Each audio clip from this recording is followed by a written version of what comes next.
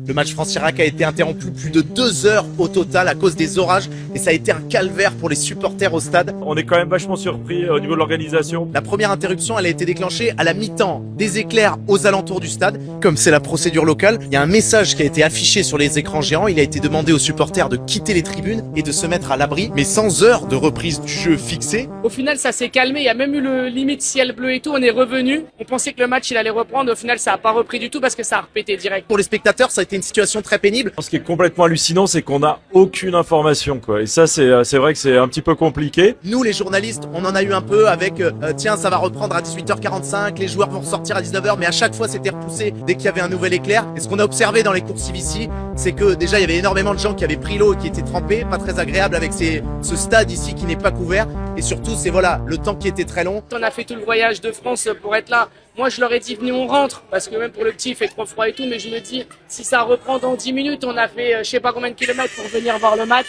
Ça serait dommage de partir. Alors, il y a quand même des supporters qui ont réussi à faire passer le temps un peu plus vite. On a vu un foot improvisé par des enfants dans les coursives. Ou aussi une Peña Bayona dans la tribune des supporters français. On peut attendre toute la nuit s'il faut, on sera là pour supporter les Bleus. C'est finalement à 19h30 que les joueurs ont fait leur retour sur le terrain alors qu'il y avait encore de la pluie pour un échauffement qui a duré 20 minutes et le match a débuté à 19h50. Donc le match France-Irak aura duré près de 4 heures entre le coup d'envoi et le coup de sifflet final. Ça n'a pas battu le record qu'on a vu lors de la Coupe du Monde des clubs, le match Chelsea-Benfica qui avait duré 4h38 au total.